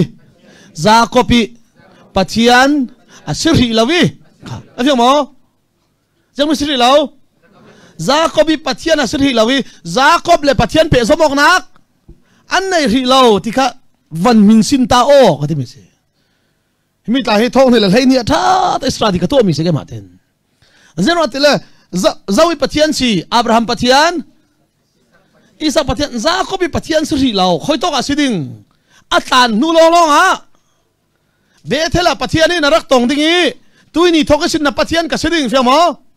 kha khami chia le Jacob le zawan pe zo ma thang ding pathian an pe zo mok chia chun jiang pe zo mok na chen tha chen khat kalau pek ding sau kho tia Jacobin chum akamana jiang siat chamro rin kam mi se kha kan do chia ding kharan zalo in thono chutika Jacobin na pathianin khwa iswai fiamo na pathianin jiang ti khwa iswai pathian min sal rau rin thupana perti in thono sikal sela per chingin thaswa pek thau jiang ronga anui pum so swal hanin thu akam zo hil chia zo mi siruanga se thro thu kam le hil ti ja he feng tul ka ti mi se in thono lai mi khal tla so mal te kan don hi kan thu pen parruanga se sima ya si hasi lau ke ram thum nan fe mi mo mo chiang thu pan parruang fe mi se ka boy parruanga abat thave alung oi na sa zuri polen boy pai ruanga ati kandunga Facebook kazawi kamang bang jadi chu lingan ni biak in sung impol ha thian ti antlan sok che biak in sin zuri pol khan biak in sung rak lu sin fiamo biak sung impol khan siang kan ti ding thian ti antlan biak an tan leng lam pol zuri polin biak in chu pathet nak omi a him ding tian rak lut minung tai mak zati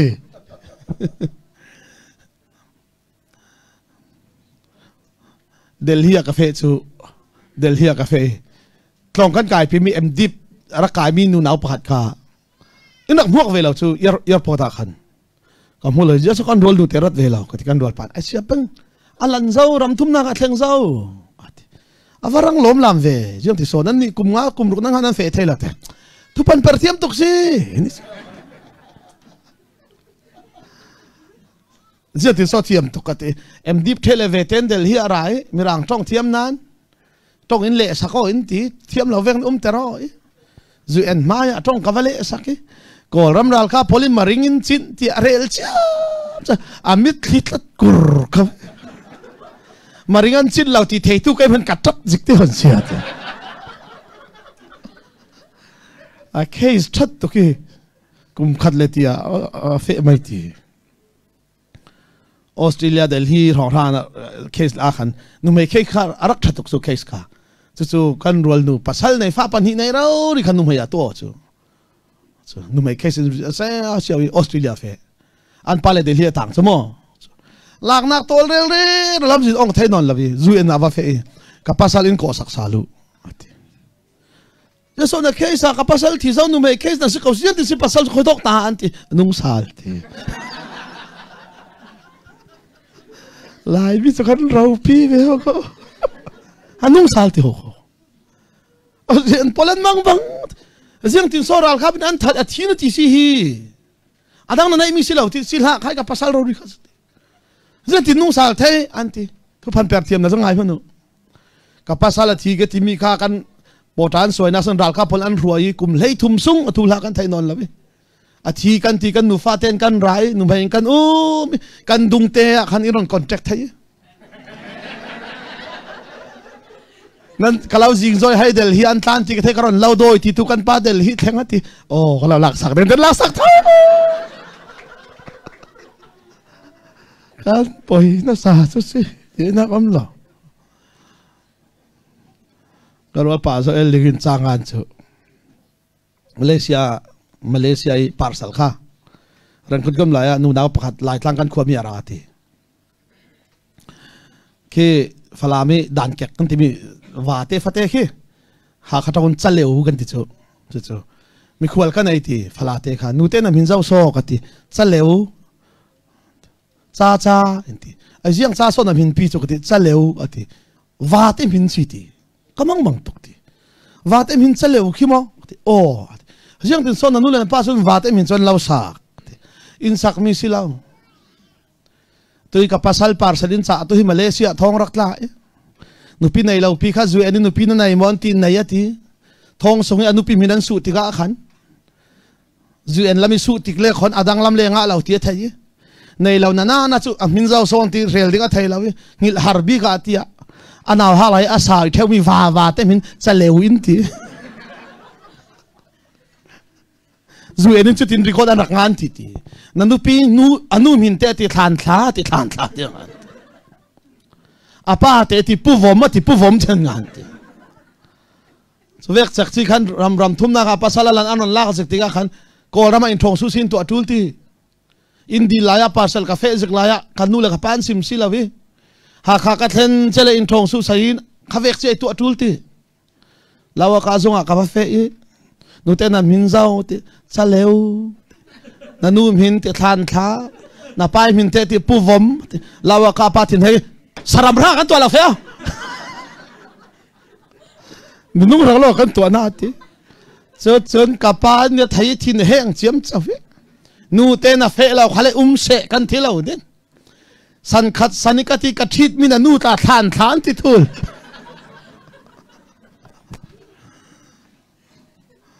cái nào pa hi thaboi thong si chu ye se ba fe thaboi thong te ka hol an thailo chu ya son an thailo alan trai kha cái nào se wal ka ti a fa min zau son ti ka van si biak lian ngai na thaboi thong ta biak lian rak sang min chu te za ko min jiang ati na pathen in khoi su ai ti lam nai te ka kap ti kha za lo chumi chia le kha za za kop cha fe ti chút chia lệ apan hen se atlani in thun kan zaten pathianin Bethela Jacob churak tongi kha na fiam mo lunga khamti chumi chele Jacob churak ton chia ti kan thun kan zaten pathianin Jacob ne na napu Abrahami pathian Isaki pathian kasi tui ni si thokin na pathian kasiding kha na fiam mo chút xíu này khởi to cả anh bê sao mà thăng đỉnh Bethel chia thế cả lung khăm na khăm à Bethel chia riêng ati tele na pathian cả sĩ đình thì in thôn con giả tên na pu nè ni thu cả cam mi chú na nè na cả kim ter đỉnh fiang mo asil apu nè na riêng ara cam ram kalau pek đỉnh titi ni pu na kalau tua đỉnh titi chút xíu này Jacob khai riêng anh theng Israel à chút rồi Israel mi pun anh sang thang số mo na pu ne thu ka kam mi kadang mai hena ka kim ter dingi khain thunga zaten tui na va vai na rama hin khoswa kalau peding kha jangati o Abraham ne na khoswa kalau peding titi chumi khal chu Jacob ne na afam kim ter ding ruanga jang thang khoswa kalau pedingi na va vai na rama ti sura siar solo khoswa pe khamo sura khoswa kalau peding in thunga zaten na pai ne na himte in kalau kir pisal dingi kha na fiang mo kalau kir pisal ding titi ram kalau peding thaswa kalau peding siang ati tele tui thu kalau kami mo azaten ka to thelan lo ziang tik mana kalau tan lo ding patem sung lo se in thono chutika Jacob chu ram nei lawin awak vai na fiang mo asan pathen ziang akam ram kalau peding titi in thono chutika Jacobin ram ipe ka chun kha na fiang mo jang ipe ka chun ram ipe ka chun ram nei tu kha zau si thang pathian ti in thono churuanga ram in petu nangma na city theina ka ram sung soa ten ra ten khat kalau pek ding na fiang mo churuanga ten ra ten khat thek su zaman ai theo ram nei tu polin fiang mo chumi chu in thlang zaten churuanga Jisu hi kan siang parhanga si kan pui thiam si ruanga ten ha ten khat kan pek tika ko ran kan pelau na fiang mo zau kan pek Jisu pathian na fiang mo chumi chu Israel mi pol an fiang lo tika khami karon semle ding churuanga a Jacob in ziang tin ti zau ram in pe ka chu selamo ram in pe ka chun ram sung sok chen tha chen khat kalau pek ding ti thu ka moti in thono sikhal sela kum zali salan tangi raman nei ri law ha asile Egypt rami kum zali salan tang chen tha kan pe mo jan pek ding ram an nei lo pi asile kum zali salan tang nak sin mo sen run suak ti jiang mian pan thang o an mai ram ni pathian kami ram ti in thono churuanga raman nei thang ding ruanga an thun ding mi dan chu nel ron kum som li sunga pathian na pe ki ram kalau pek thang ding ruanga ram sung suak chu ten ra ten khat in pe ve ding kha adil chia thang ti zeno ram pek thang ruanga azula ten ra ten khat an pek ti ka jiang miang hin lo ding ram nei lawin kum zali kan salamo chumi sung in dun dam tu chu zehawa pathian asi fiang ti ramin pe tu khal ama asi ting hil lo nak a ram sung suak ten ra ten khat in pe thang ding ti pathian ni sila thang pa na dan apek thang chumi chu adil mai salau sau kho ka ti se fiang mo asinat an pek tela siang an thai ding ramin pe tu chu pathian asi thla so in pe tu chu o in thono churuanga Jacob te sin fa thanga pek lo chu cham siat nak asi zoi thanga chura kan nin kan pek tek le siang sina tang par dan thon asai lo sau kho ti ta hi thei chu achu man selo aluan kha sile khan kan chok theu nak tak kha chol han te malki bung thum kan ser kan chol ding chumi sele thukam le thukam thar jiang so ti kan ser ding malaki bung thum kan ser ring mi kha siar lo bik chu malaki bung thum en thono malaki hi kan za ten Malaki hi bung li tiang a umi adang chu kan siar da lem la khamin siar bik bung thum chang rok tir to lom pek zik pia le adang a jam sim la kan thala kha kan za de mo lai tong si kalau ti kha in thono kai ma in sorry boy pa in kai ma hi boy pa chu kasi a thengo da lo mi kasi churuanga nanni Jacob te sin fa pol chu nan chimit ri lawasi zaute nang hi zau na si Jacob te sin fa thon jang man Malaki bung thuma zau pola cha acho jiang ro a cho Jacobin chamsiatin kalau pek ding ti thu kam ro nga an pe phone lo tika pathianin acho mi si in tholo chuman chu pathian chu jang fana khina khat ruanga an thuka man thun lo nan azang fa hai kha na fiang mo jang fana khan la sala jiang an za ten chimit the zau ding si chu Israel mi kha jiang ro an chimit lau Jisu Khri an ring ri lau an ma songin run dam tu asuak ri lau ruanga jiang vek dan an thun lau khale chimit lau ding in ahum him ring mi tla kha tuini zum tu cho nak thona sai lau ti tla chu fenga chu ka telo fenga luan ka ti kha zo ka phua chop mis lo Bible ngam mi si kha thuno nan ma hlan i nan pu pa pol vek thau thawin nan ni khal kadan pek mi polisin nan piali jiang man nan thun lawasi afia mo kan pek ding ti thuan kam ti an pek mo Jacob bi thu kam vek nan pek lo ti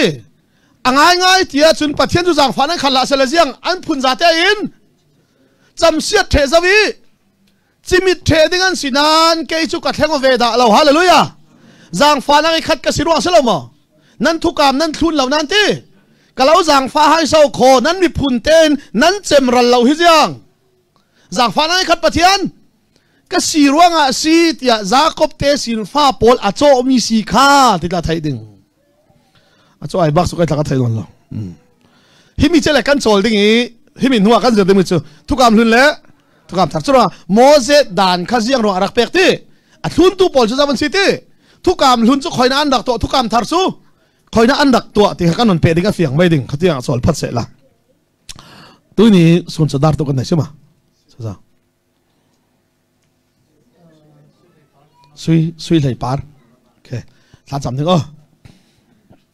dukdon na khat kan pathian run dam nak mak sak leilung sem hlai sin rak tim to zomi le narak ru zomi kha thlunglun laya boy pa nangin mi big pol rilin ti fam kim na tumi tuang narak ti mi athlamin na lang tari jang fanak chana boy pa fa pa Jisu Khria fam kim zat in the sarwa lungoi thu kan lo sim soina thu chu zir thai ding chan tha in pe dam nak in pe kan lung oi kan thai mi thun lung oi nak thar in thlen ram se tharaw lam thu kan zir no kan taksa tul poimo mi na fanui boy pa siang taki in daw mi tla kan mang dingi mang toi kalaka du dona kar zai ter tu le kan taksar hadam na in pek tu achang se la liam le heu tu na fanui ranga taksa tin lung tharawa thlasu amu thaina deng thlasu na thlai chin wa chang ram se Jisu na min lung oi thla kan cham ka pathian amen